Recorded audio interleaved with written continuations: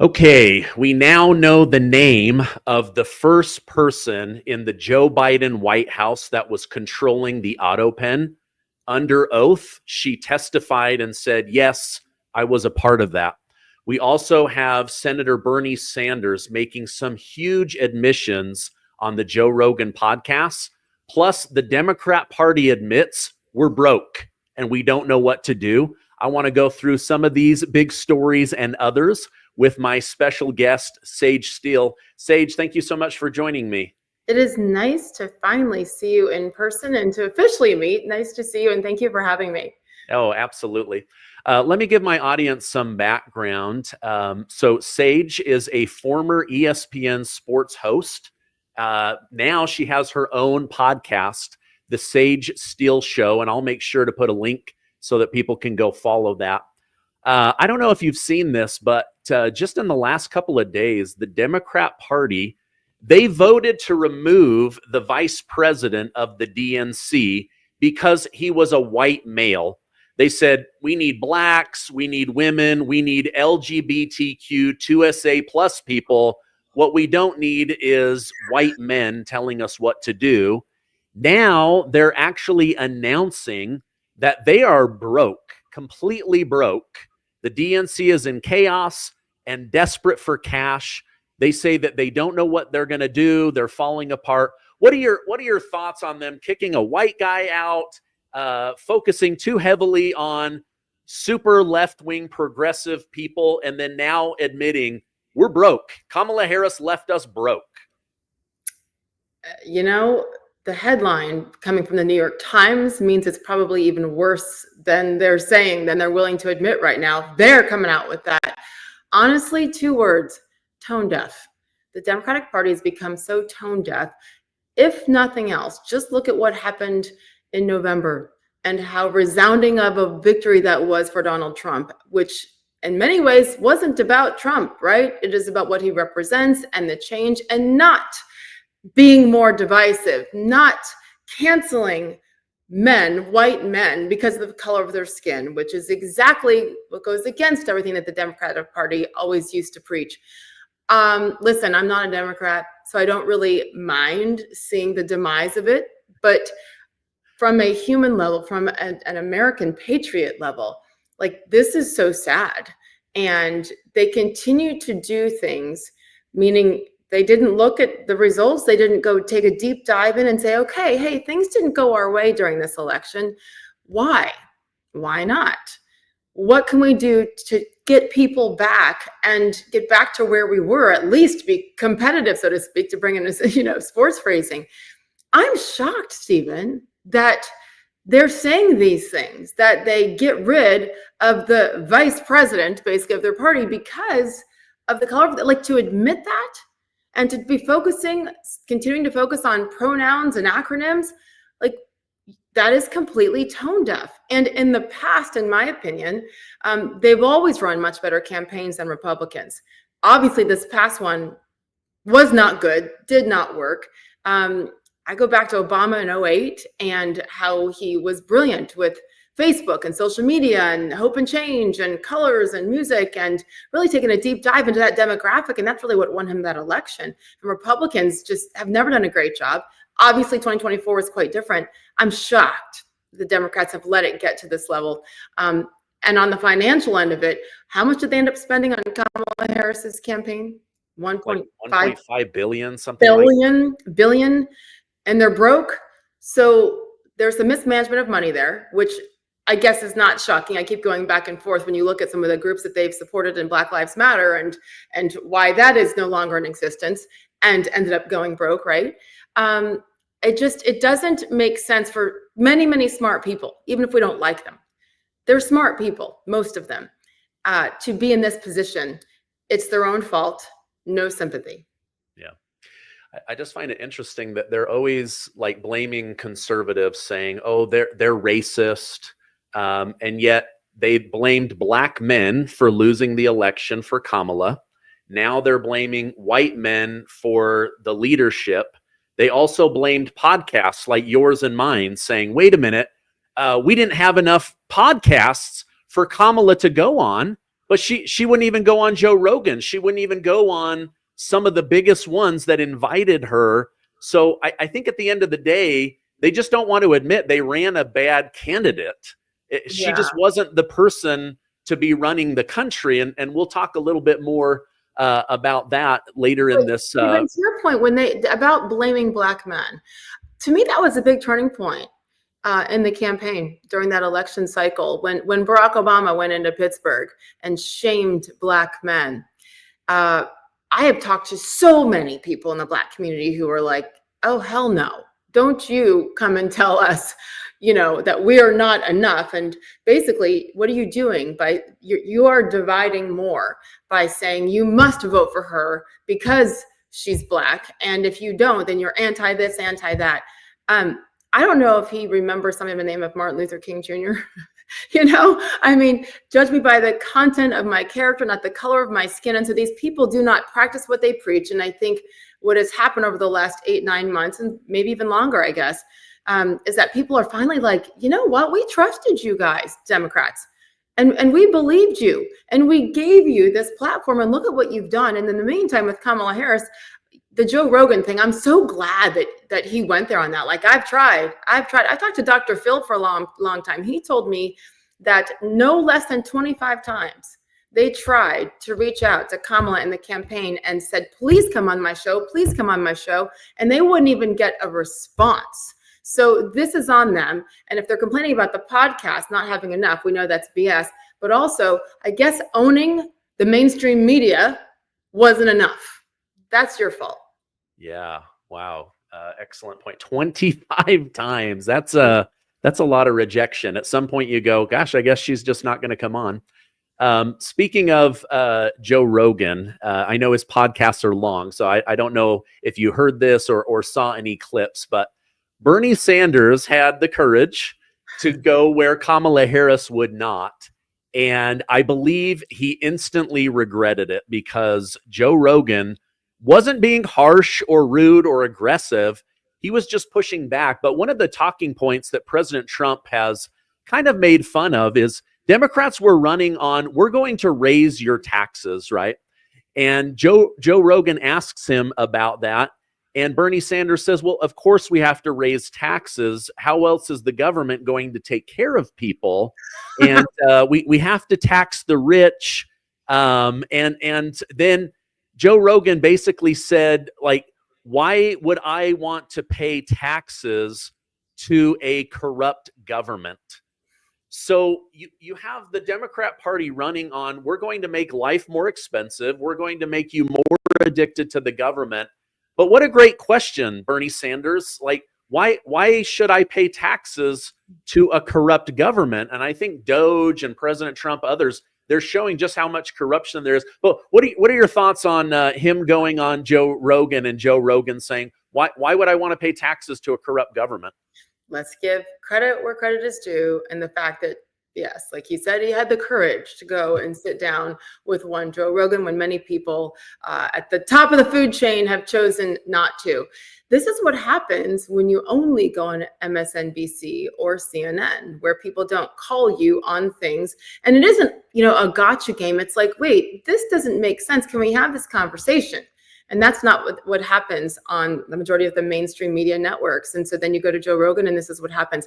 That's why I love him so much. I've never met him. Have you? Have you ever met Joe? I have not, no. Yeah, I really hope to, because I mean, he's changed our entire industry. He's changed the fabric of our society in so many ways just by being curious and being educated and asking questions when 2 + 2 no longer equals 4. And I absolutely love that. Bernie Sanders has contradicted himself since the moment he came on the scene, if you ask me. And those are really basic things. Like, wait, why are we going to give more money than we already have to a completely corrupt government, which has been exposed, blatantly exposed over the last couple of months with Doge? Even if you don't like Doge, look at look at the numbers, do the research, and the vast majority of Americans who approved at the beginning when Doge was really at the inception, and Elon Musk was going all in, and those numbers were coming out, and you could go on Doge.gov and really see the breakdown of them. It was shocking. So again, it goes back to our first topic here, right? And being completely tone deaf.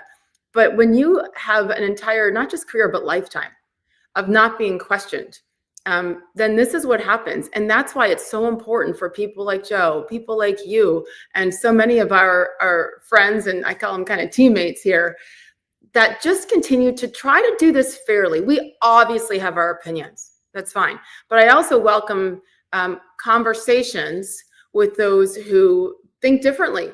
I have those all the time, pretty much every single day. And it's a beautiful thing because it actually makes me smarter, because there's things that I don't know. I am not a political analyst.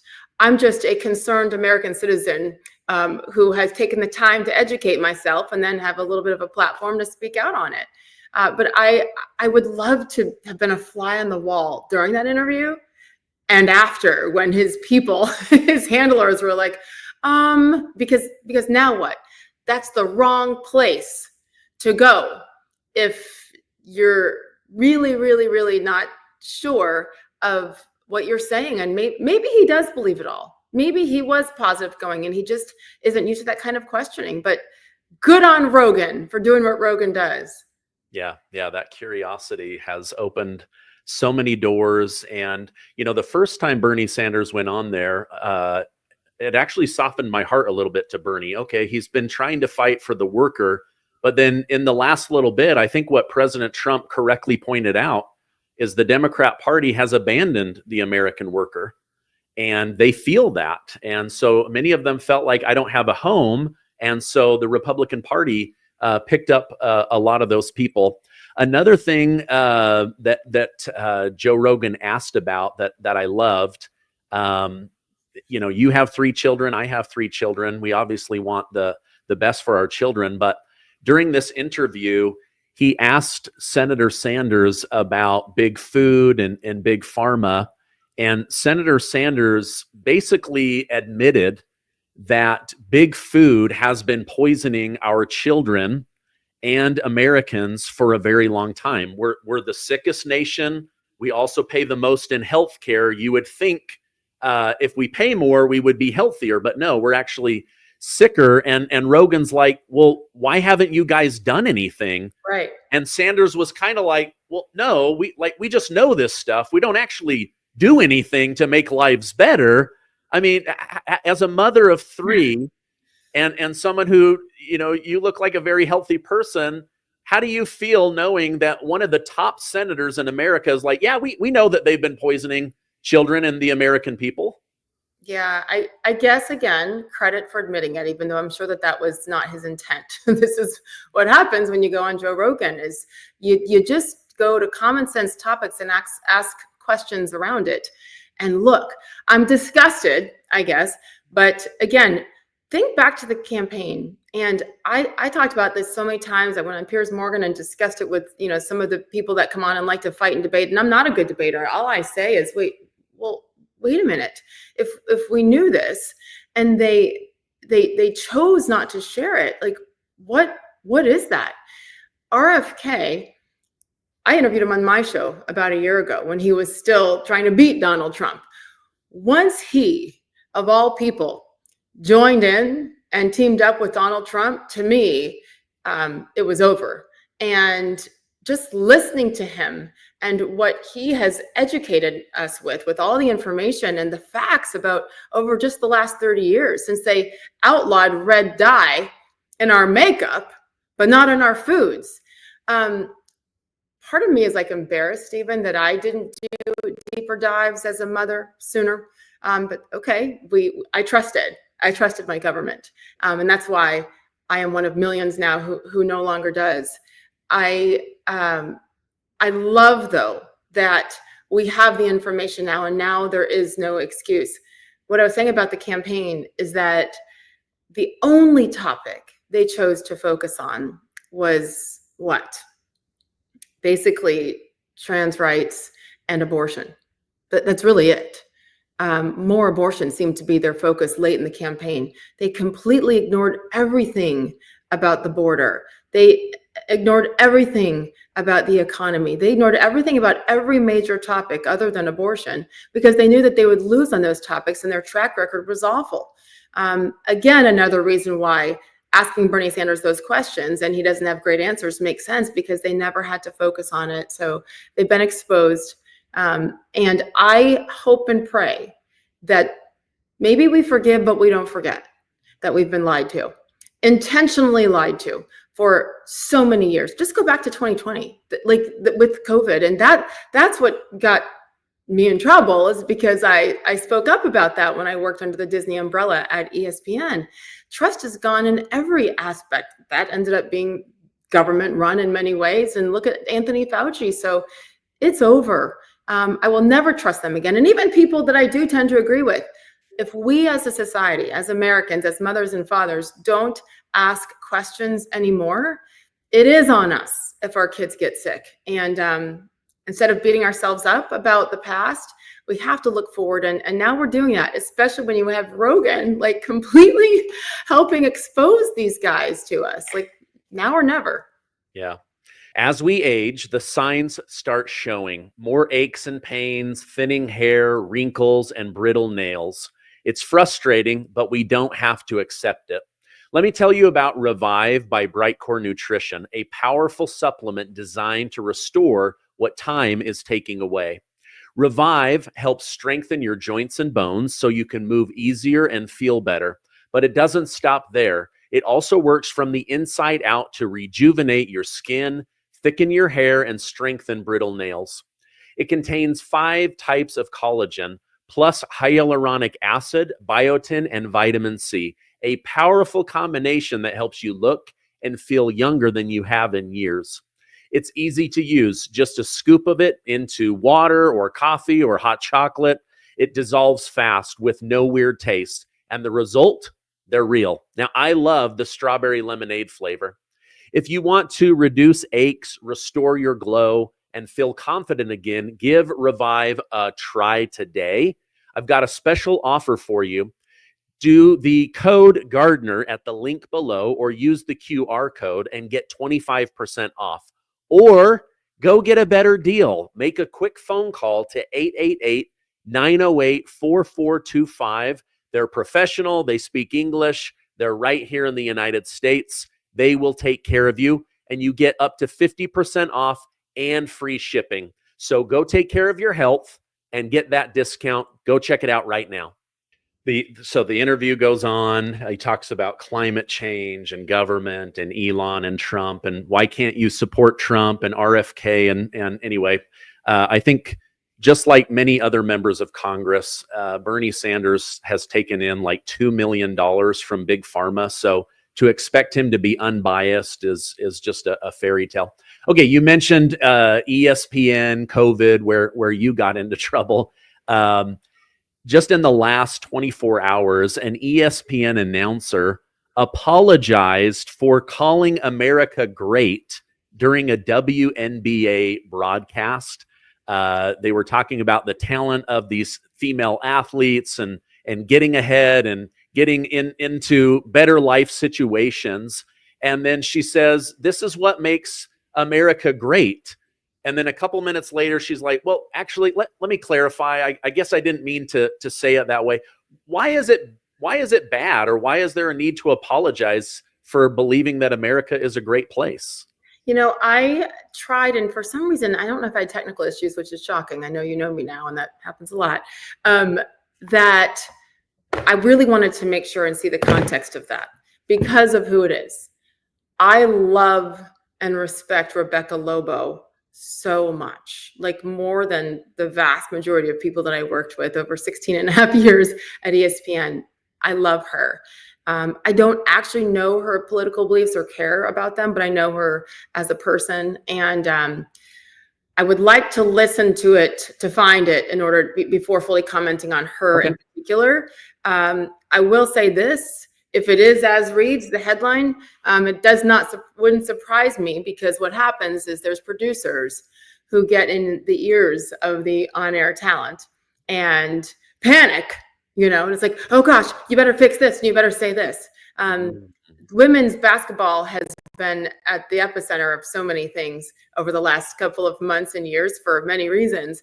But if you go back to the COVID year, 2020, 2021, I don't know if Rebecca was part of this, but there were several female broadcasters. I mean, they took a moment. Do you remember this? They took a moment of silence during women's NCAA tournament coverage to honor those in the LGBTQ community, apparently, because of the Don't Say Gay bill in the state of Florida.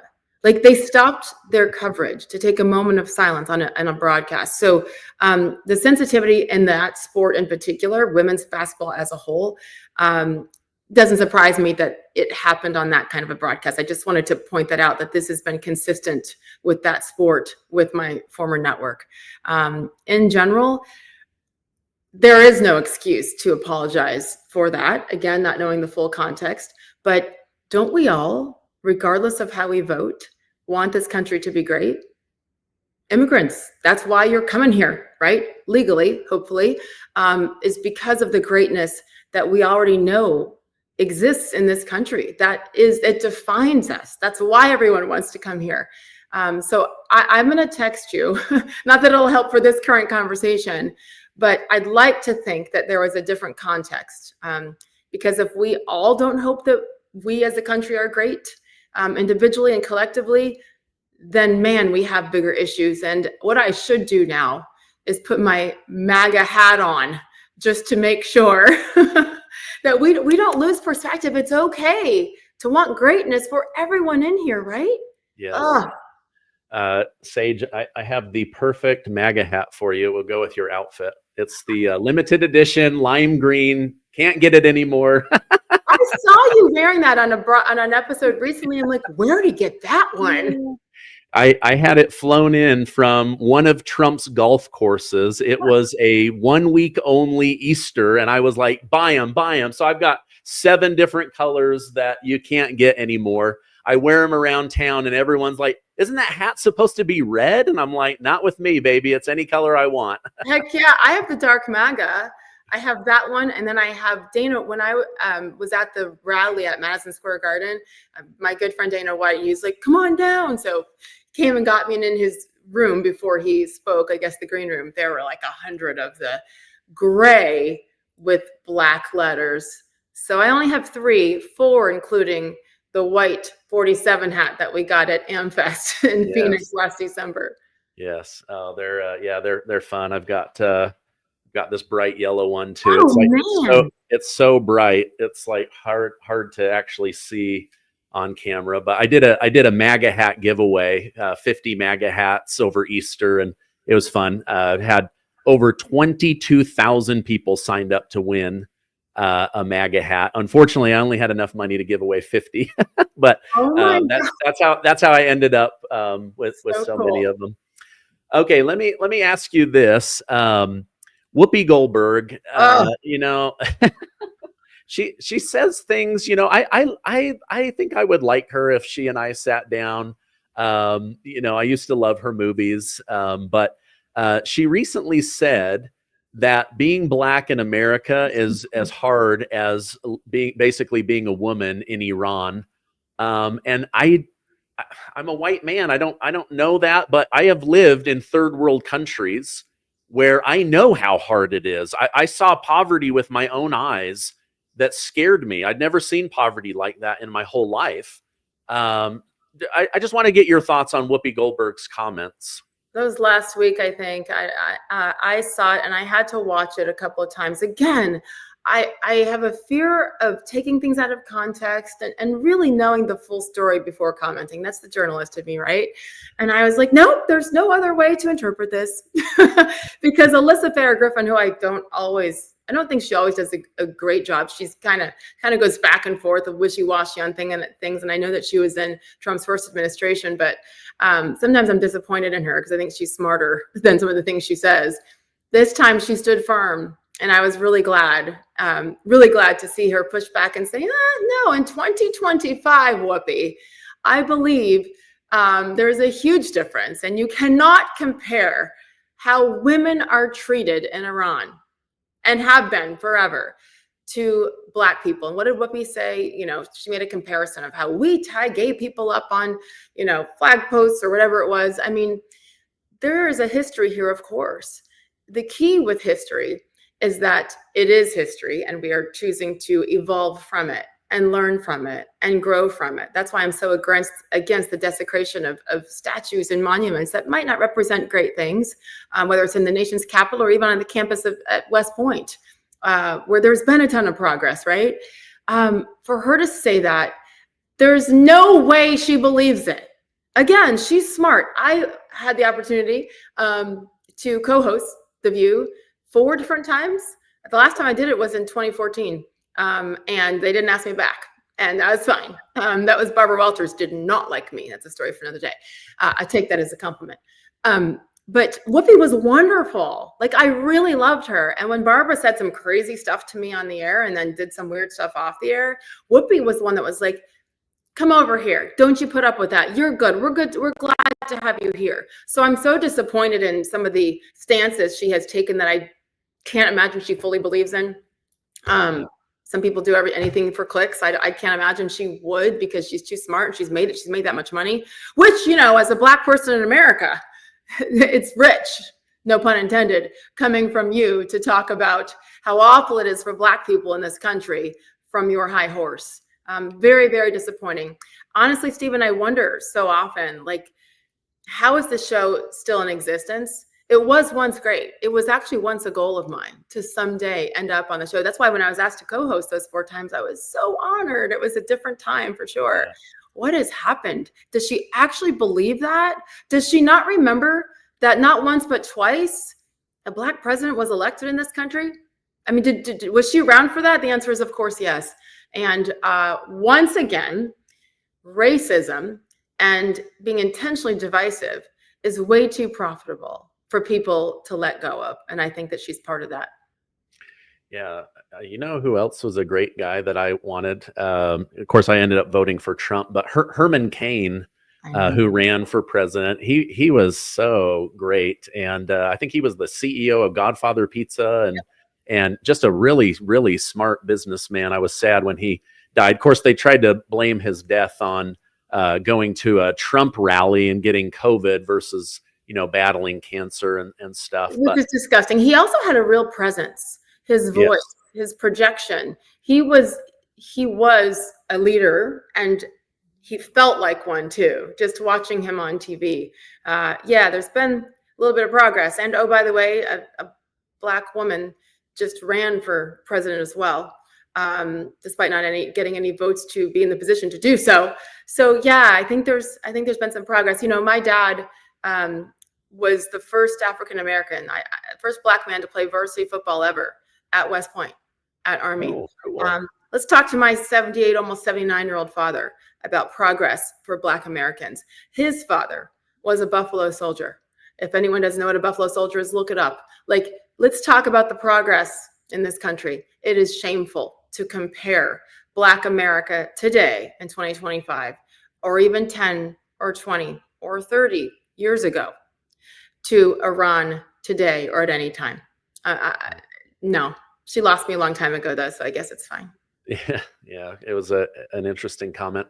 Okay, James Comer and Congress have been calling members of the Biden White House in to testify under oath about the auto pen scandal. We have the first one. Noreen Tandon admitted under oath that, yes, she was running the auto pen, but now she's saying, I need lawyers. I didn't do anything nefarious. I was just, you know, I just put through the pages that I was told.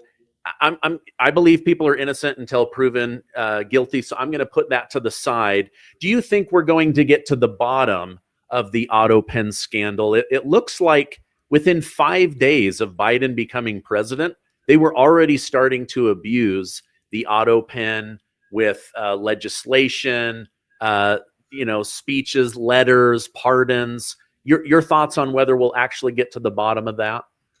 I think because Donald Trump is in office, we will get to the bottom of it, or we'll at least continue to learn information, because it continues to seep out, including the Jake Tappers of the world who are now benefiting and making money on, hey, this is what I know now. Like, it's disgusting. I always say, do not buy those books. Karine Jean-Pierre, same thing. Give me, all of a sudden, she's not a Democrat, right? Give me a break.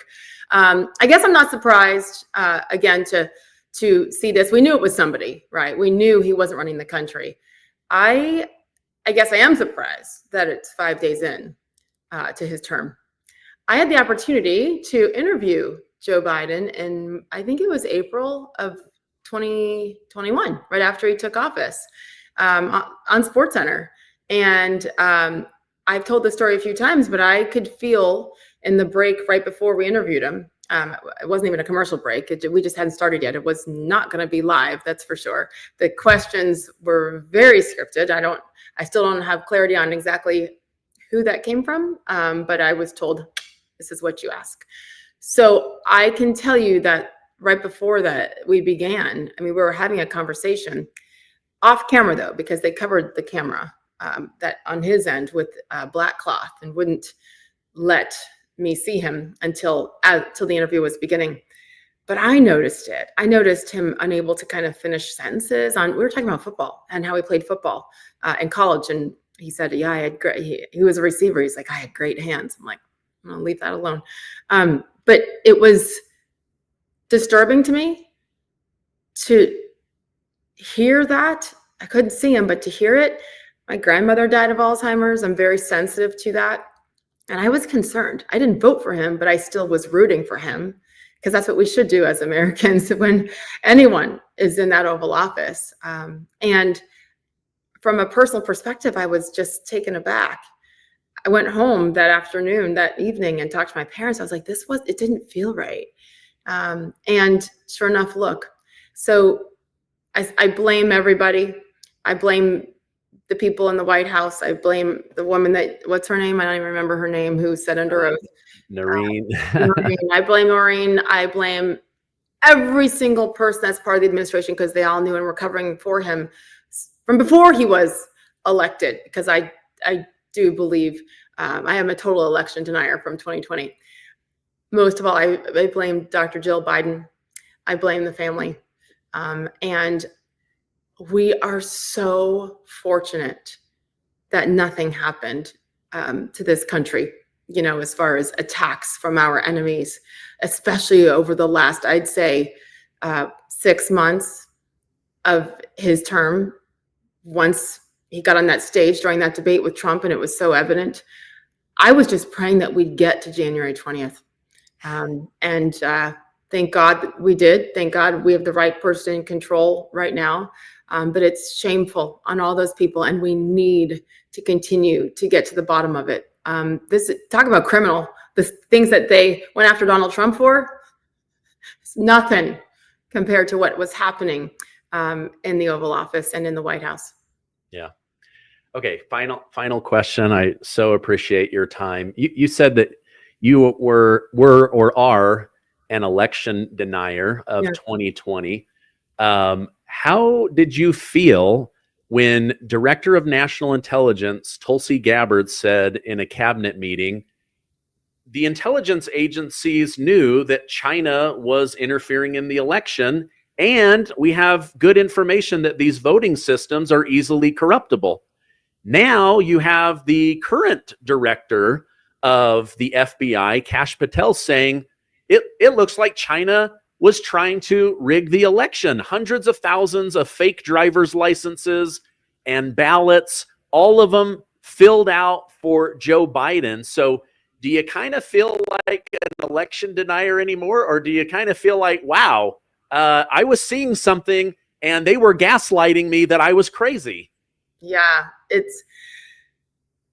someone asked me recently if I felt vindicated from my COVID stance. And again, I ended up taking the shot because I was forced to in order to keep my job. That's what Disney and ESPN and ABC did to us, along with many other companies, sadly. So is there vindication? Like I was right? I'm just one person out of millions who were just uncomfortable. That's all it was. Just like this, none of this adds up. And it's the same thing with the 2020 election. I mean, if you just paid an ounce of attention, you saw things that just didn't smell right, look right, smell right. I mean, look at what happened in the state of Arizona. Are they still counting ballots from 2020? I think they still are from 2024. You know, I lived in Connecticut at the time. I voted in Connecticut from 2008 on, and I no longer live there. I'm now in the free state of Florida. I'm also in Tennessee part-time as well. Finally was able to control some of that and got out.